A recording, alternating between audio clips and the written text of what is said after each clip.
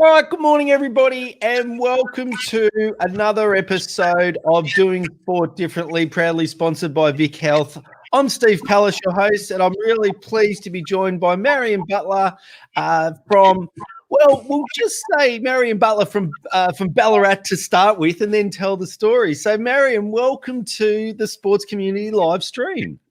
Oh, thanks, Steve. It's a bit of fun to be here, and I've listened to some of your conversations with other people in Victoria, and it's lovely to hear what they have to say about their sport and how enthusiastic they are. Well, I think I'm the luckiest person, to be honest, that I just get to ask the questions and hear the stories. And this one's captured a little bit of attention. Just before we came on air, I got an email, I got a Facebook message from Growing Her Game. So in Adelaide, who says, "I'm really looking forward to this. We're trying to grow the numbers of our girls' baseball program over here in Adelaide." So it's a topic that's really interesting to everybody. Now, what's fascinating to me was the club didn't start this program. What's the background to the girls at bat that led to the program being run at the Alfredton Baseball Club in Ballarat? All right. Well, first of all, I have to say that I've only been involved with Alfredton Baseball Club for a short while, but it's been great. So they decided, and they've been going, the president's been there for 30 years. So the fellas decided they really wanted to do something for women's sport. Mm-hmm. They really wanted to encourage a women's sport, a team there, and then see what that would bring, whether that would bring a small competition in Ballarat, whether they'd go to Geelong or something. But first of all, they wanted to encourage some women to come and try baseball. And at the same time, the Ballarat City Council and I think Sports Victoria were funding it as well, were providing funds for sporting bodies in Ballarat to provide some support or encouragement with women's sport. So that's where it started. Well, and that funding from the government came via VicHealth, and so just for those Victorian clubs at the moment that are watching, there's some VicHealth grants open at the moment, reimagining sport. So check out those grants that are open right now on the VicHealth website. So it'd be interesting to know what came first, the chicken or the egg. But you personally decided and I have gone through this experience, I need to become more active. And so you kind of sought the club out. Is that actually correct?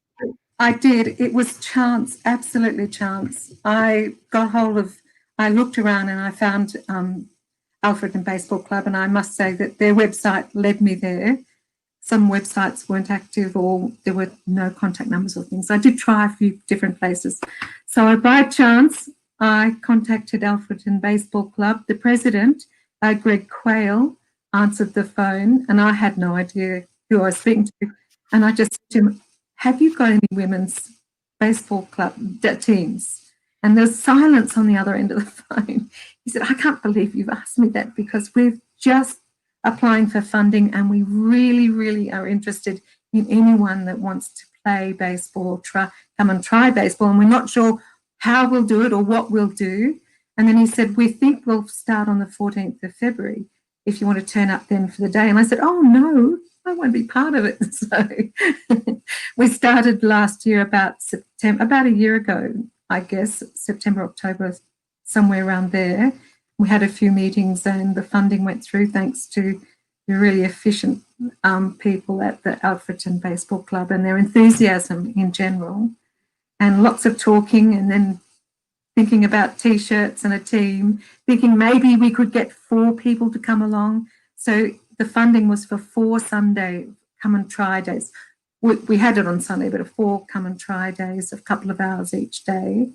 And the club had some second-hand gloves and a few things, and I suggested a few bits and pieces like banners, T-shirts and show bags with suntan cream and lollies and band-aids and stuff, just fun stuff and things like that. Oh, there's that word that comes up all the time, fun. But before we go into the program itself, I actually genuinely don't want to skip over your point about website contact details and the accuracy, etc., because in extensive research that's done on sports participation, believe it or not, one of the major barriers is people can't get in contact with the clubs, and I agree.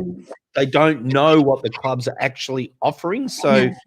up-to-date websites it sounds so trivial and it sounds so incidental, and even the phone number that you said, you were almost surprised when the president answered the phone. Yeah, I was. Yeah. And I believe that, you don't have to have an IT guru in your club. No. You can get a free website with one page, and you can type in the relevant details and a lovely welcome statement. And if you can manage to pop a pic up there, well and good. And that's enough. At least it gives anyone in the area, they can find you and you can go from there. So it's really useful. It's a very simple thing to do, and it's worth doing. It just needs to be accurate, yeah? And it doesn't need to be the bells and whistles. And we teach this in our training all the time, but it makes so much sense. If you want participation, most people are actually going to Google, not social media. So they're still going to Google website up to date, contact. So that's one of the major steps in participation. So I've put my long-term hobby horse aside. So I really appreciate you. Just before you go, though, I think probably a lot of people are using a Facebook or something like that as well. So if you've got the basic website and some people like to have a conversation about their club, then they probably are going to take it to Facebook, and people can find that there as well. Yeah, absolutely. And that's the second step, getting your people to talk about what are their participation options. Yeah, definitely. Absolutely. So you rang the president, the 30-year president. I'm surprised he didn't ask you to be the vice president in waiting, ready to go. But and he said, can you help me with this program? So how did it go from you phone calling to being, and if I just bring up a newspaper article as we're speaking, how did it go from being you making a phone call to a program that's attracted kind of 20 plus women over a number of weeks?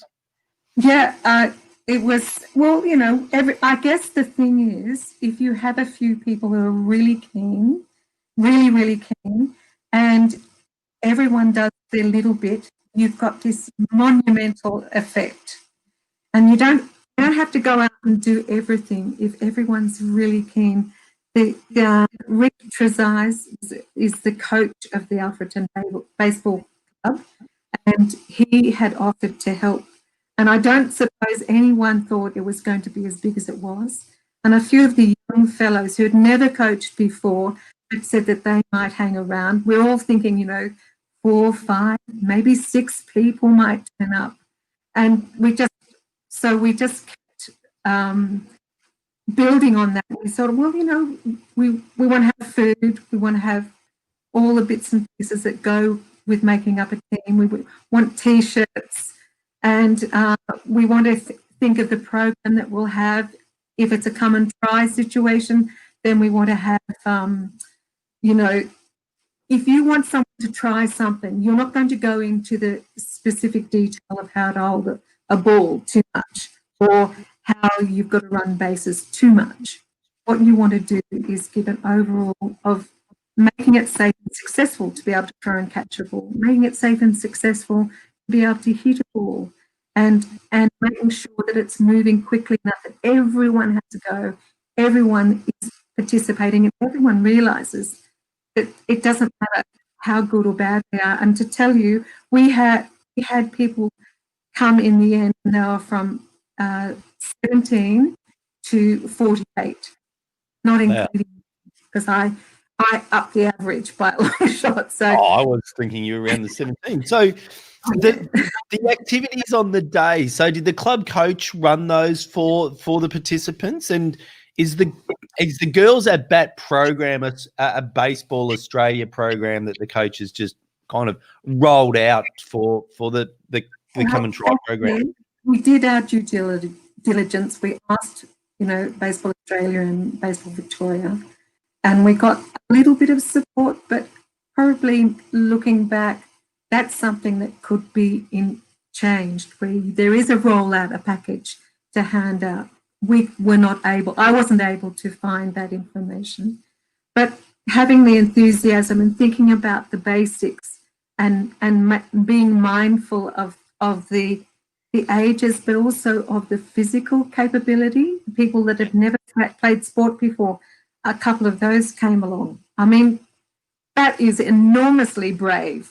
That's just yeah. And I guess that's another theme coming through, and we'll come back to the one that you started before, which was fun. But the understanding for people like myself, and I say this regularly through the Doing Sport Differently series, people like myself that have grown up in sports clubs just don't recognise that if someone coming into a new sporting club for the first time, second time, third time, that they've never played, never experienced, don't know the people, don't even know where to walk, don't know where to go. There is a huge level of bravery and courage required. So we need to make that step as easy as possible. Yeah. And along the way, we acknowledge that. We acknowledge the capabilities of everyone, that they are so different and how great and fantastic they were for coming along. And we just, and everyone that was helping, Rick Trezise, the coach, and Greg Quayle, the president, and the young guys that were helping to coach, everyone was acknowledging, this is a come and try. You're just so welcome. That's what they kept saying, and making it obvious to all the women that were there. And we went from, I don't know, there were 6 or 7 to start with, or no, more than that turned up. But at the end, it was 24. And they were saying, we want to play this year. We don't want to wait till next year. We want to play this year. Do you think Geelong will take us? So we had lined up some people in Geelong to have a little competition with, and then COVID shut everything down. But to jump forward, we have applied for and got funding for a women's team for 2021. Fantastic. It's brilliant. It's amazing, isn't it, to go from a club that's never had a women's team to very quickly, and it just shows that there's just so much pent-up demand for sport, and if we make it accessible, then there's lots of people. I think there's timing. There's absolute timing to support us women in sport, and that maybe we've been all shut in, but it's not just that. It's I don't know, it's an enlightenment that, hey, I can go and try that, and I don't have to stay with that. I can go and try that and that and that, and then I'll and anyone that makes me welcome, I'll go and try it. I think that's the key, isn't it? That you've got to create an environment where people feel part of that. They belong straight away. Their social connectiveness. They're having fun. So again, going back to the program, so you were expecting 4 to 6, so your expectations weren't great. How did you promote the program into the Ballarat region? So a lot of people helped. I've concentrated on, doing the things that I knew I could do, make sure that the information for the people that were actually showing interest, we had the contact details and all of that, making banners and balloons and show bags and suntan cream and T-shirts, and enthusing everyone else that wanted to help, just saying this is going to be great. We're all having fun. And just a surprise on everyone's faces. They just kept walking around going, look what we've done. Look at this. Look at these people coming. So how did you promote it then? Sorry. No, it's all important. So I just keep going backwards. So Facebook, which I didn't do because I was busy, I believe, if you put your hand up for something, you don't have to do everything. That if you concentrate really well in what you're doing, and you're enthusing everyone by doing that, and they're talking, with the meetings, someone will put their hand up and say, well, they'll do Facebook. We'll make some leaflets. I made some leaflets, and we'll drop those. We did have an idea that we'd go to the unis and see if all the young students might like to get up a team, and COVID, of course, stopped that. So that was a really good idea as well. Yep. But we went to schools, and we advertised. We got some advertising and support from the local radio stations and the television station, and the local, the council have got a website promoting different things as well. So, the whole mix, as much as anyone knew somebody or, asked someone what they did, could they just mention this space for what's happening, and that it was a fun come and try day. It's 4 weeks and it's a lot of fun, and hey, give it a go. So, yeah. I think your point, again, it's just so much wisdom coming out of this discussion, but your point about just because you've been allocated the role or the task or the program doesn't mean to say that you have to do that burden by yourself. So kind of your working group, and you said you had a meeting, how many people were involved in really getting the program up? Because I'm assuming it wasn't insignificant.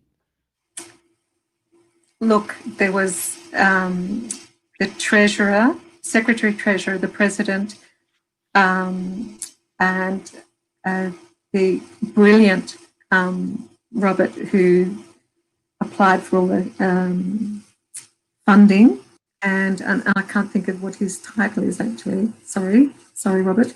As I said, the president, the coach, and the couple of senior players who would put their hands up to help, and it was pretty casual, and me. But that's, and again, it doesn't need that formality, but that's 6 or 7 people. And I think that shouldn't be underestimated, because 6 or 7 people gives you the firepower. The coach can look at the sporting side and getting the programs right. And then you've got the off-field activity and the off-field fun. But the marketing, when you reel off what you did, flyers, websites, social media, even getting onto the radio, and also linking into the council communications that councils have always got, pushing community programs, communicating community programs to their community. I mean, that's significant amount of marketing that you're able to do. Oh, definitely. And look, all of these people have, in their own fields, they've worked in communication and talking with people, and just the way that all these people were involved with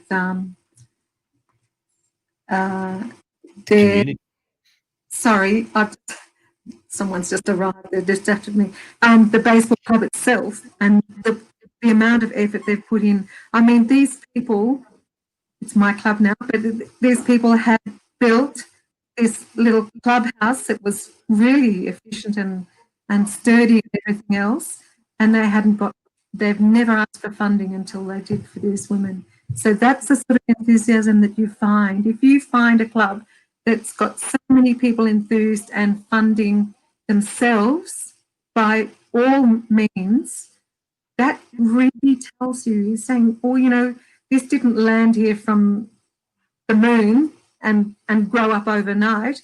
All these people put in over the last 30 years, and they've built this club, and they never applied for any funding until now. So yeah, fantastic.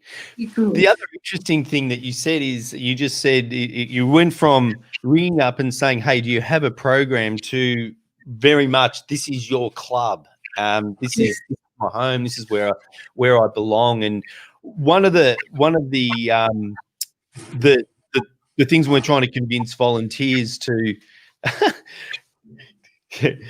sorry. No, you're right. The beauties of live TV. Can you guys be quiet? Yeah, we're live on air. Sorry. No, one of the things that we really try and convince long-term committee members and volunteers is, when people come into the club, we've actually got to create ways for them to be contributing straight away to the success of the club, because when you Maslow's hierarchy of needs, the only way you feel like you belong to something, which we're programmed to do, we want to belong to things. Yes. The only way to truly belong is to feel like you're actually contributing to it. So I agree. You know, if you go to a club and you see the president and the treasurer and the hierarchy up there, and they say hello, but they're not actually coming to say welcome or we really want you.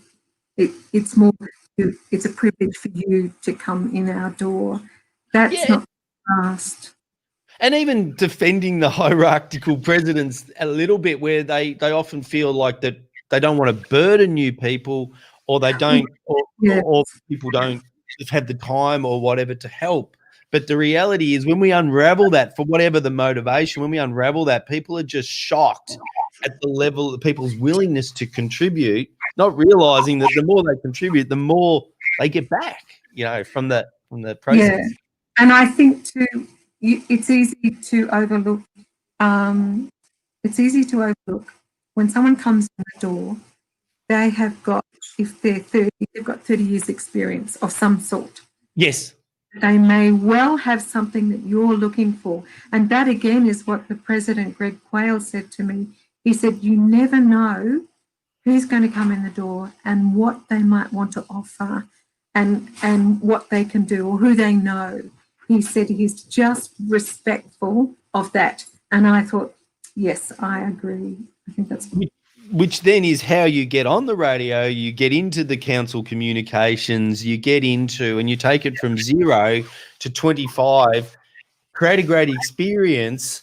And then not only that, you've got them coming back next year, not only wanting to learn the sport and fit and healthy and all those reasons that might have come, social, etc. They now want to participate in a competition team. Yes. I think that's an extraordinary success campaign. I think it's brilliant. And that was the end goal, wasn't it, to create a competitive women's team? Yes, but also to extend that. So hopefully then, because it's a bit disappointing and surprising that there's not enough women's teams. I couldn't find a lot of other women's teams of other sports that I'd be willing or capable of trying in Ballarat at this point. So possibly this is a turnkey time of perfect timing for women in Ballarat who are putting their hands up and saying, we really want to play something. Are you offering something? We really want to play and participate in something. And I think that's why your story and the story of the club more broadly is so important to hear, everyone to hear, that there is why would you create participation options for women? And I'm going to ask about the fact that it wasn't aimed at juniors in just a moment, but why would you create participation options for women? Because they want to play. It's not just a new thing that women want to play sport. They've always wanted to play sport. It just feels like we've just found out about it. So there's a huge opportunity to grow membership. But then when we create an inclusive environment where there's participation opportunities for all of us in the community, it just creates better, stronger, more social, cohesive, more enjoyable clubs to be part of. Absolutely. And there's plenty of people, women who come along to watch someone that they know, a friend, partner, old son or something, who play baseball and they're watching. So they've got a little bit of knowledge that they don't realise they have. And if they were welcomed to have a senior team, and you're mentioning about junior teams, that I think is a separate thing. And I think that will come as well. But if you're going to focus on women's teams, focus on them and make that an offering. You can't have a junior team propping up a few older women. You need this to be a senior women playing. And if people want to play, in their 40s and 50s and 30s and 20s, let them be in one team and play. And that's why I wouldn't recommend this sort of team playing as a mixed, because baseball does have mixed teams where women fit in with the fellas. They fill in, because that's where people are hurt. And if you're just learning and just picking up a sport, you don't want to be in that situation. It's great for women who already know how to play and love playing, as mixed teams. But I think for women, you want to provide the level playing field. They can have a go and really enjoy themselves. Well, it's just that very next step, isn't it? Learn the sport and then, dip your toe into the competitive side and see if you like that and grow and create that pathway. That's absolutely fantastic. But it also bucks the traditional trend of clubs looking to introduce women's sport. And typically they will look to bring juniors on first, and then as the juniors come through, grow them into seniors, where you've just gone the other way and you said, well, hold on, there's enough women out there that want to be playing and participating, and let's create the opportunity straight up for them, and then we'll worry about everything else later. Yeah, definitely.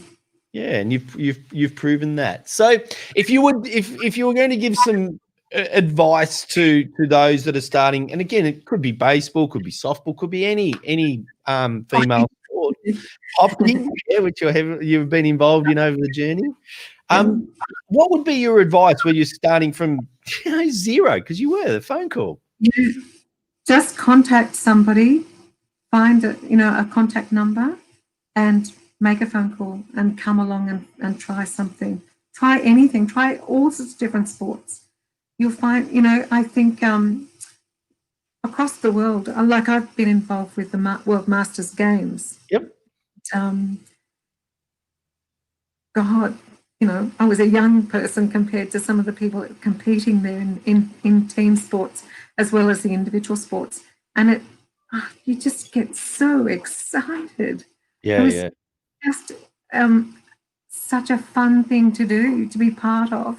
And why not? Why can't you have this exciting challenge that's not it's not important to anyone else, and just go and do it on your own bat and have a great time. Well, that's what I take as the most inspiring thing out of this conversation, of many inspiring pieces of information, was often clubs are waiting. They push the responsibility for the peak body to create a program and create the activity. This wasn't even predominantly. Yes, the club, was the meeting of two great minds, if you like. A club had decided that we want to go down this path, but you had decided that you wanted to find a place, and so there is for the sake of this discussion, we'll say, it's individually driven. Like, it wasn't the club being driven. Now, that's in fact not entirely true. But if you hadn't have found the club, I'm sure that you would have convinced one club to go down this path to create that option. So, I think that's a great lesson, that we don't have to wait for the peak bodies. We don't have to wait for the clubs. It just takes one person to really champion the cause, for want of better terminology. Well, I think that's true. And I think that goes back to what Greg Quayle said, the president, when he was chatting to me about how he just got so excited about any new person coming into the club, because it was just exciting to think, what could they do? What would they like to do? What can they do? What's their history? What have they already done? And he said, I can see him. He'd go over to each person and ask them about what they did and what they liked and, just about them. And he just had this huge smile on his face, really excited, very interested, and he made it his business. I could see him. He just asked everybody, which was very inclusive. And it's people like that make clubs just a wonderful place that they are for, and we stay there for years and spend hours of our lives there. So yes. Yeah. Mary, in summarising, and I do that, I do this every session. I'll just bring it up. Is kind of link the discussion to. Oops, let me just add it to the stream, to the doing sport differently principles. So there's a couple here that are really, really, really relevant. And you were talking about, thinking about the participants. So you were talking about they may not have even played the sport, different levels of fitness, different levels of skill, and you really took that, and the coaching team took that into account. And then these back end ones, creating a really clear pathway for retention and transition. So, creating a Yes. great environment. So not only did they come back each week, but I'm assuming they either brought people or told people about it, and that's how it grew. That's very true. That's very true. And you know, I was participating in the coaching as well, and just hitting the ball to people and watching how they're watching everyone else and they're listening to the fellas because they want to be there. Yeah. And just the lovely camaraderie of all these strangers because they're terribly excited about being there. Yeah, absolutely, and that becomes from the social connection that you created, and you clearly brought people together. They got to know each other socially and personally. As you're saying, the president's finding out the stories and probably telling the stories. You're taking them slowly, building their confidence, which is a really important thing about the skill side of the game, and then creating the next step. And that kind of talks into this principle number 6, best practice, deliverably and ensuring there's a long-term sustainable program post when the funding runs out. And you've created a really passionate group of, a really passionate group of women have been brought together that now want to go and compete. And so that's the ultimate in that sustainability. And in the interim, we also have a few ideas of some social games because the fellas are training and everything, that some of their home games, and they have home and away games, so some of the home games, the women, if we can't get a competition straight away, we can have a fortnightly actual game before the men's game or something, where they can have family there and people, there's a barbecue and all those sorts of things, very social. Just have a go of, getting enough people to play a game, like 2 teams. Yeah. I think that would be a very welcoming, fun thing to do over the summer as well, as soon as we can, which is good. Fantastic. And I'm just seeing a couple of people comment. So, Michael, welcome to you, and Benjamin. Really great advice here. I'm definitely going to look at creating a fun come and try program for our club. Look forward to the next podcast team. Thank you very much, Benjamin. The next few weeks are just as you have made today, Marion. It's just been, really valuable piece of knowledge in your story today. So and to the Alberton a baseball club, fantastic girls at bat program and introduction. And so I'd love to thank you for sharing the story and being part of our sports community live stream today. Steve, thank you. I enjoyed myself, and I when I'm talking about things that I love, I get a little excited. I apologize for that, but I enjoyed talking about how things evolve, and all you need is a few excited people who everyone's got that experience. They just then expand it because they're looking towards contributing to what they're doing. So it's really exciting. And this is why in community sports club, when people can let go and share the journey a little bit, things can happen so quickly because we just get little groups, one goal, and people get excited about that and becomes infectious, and then the results just snowball really, really fast, isn't it? So it's silly to think that I sat up till midnight one night making bunting, and the president said, "What's bunting?" It's not silly at all. It's hand-painted signs saying "Welcome" for the Sunday get-togethers. So that was good, all good fun. Yeah, and Bianca's, thank you very much for yours as well. Thanks for a great session. It's been wonderful to hear about your success for women's baseball program, Marion. I look forward to seeing the growth of this program for your club and people tagging people in. So, Marion, that only happens when it's a great story, a great club. And congratulations for you for finding your club and your niche and driving and being part of the driving of such a great program at your club. Well, thank you, Steve. And so, everyone, that's doing sport differently for another Wednesday. Again, just taking a couple of weeks where I'm just having a couple of days off each week just to regroup and recharge the batteries a little bit. Esport Friday, and then next week we start to ramp up the live streams again. So I'm Steve Pallas, and thank you very much for being part of our sports community.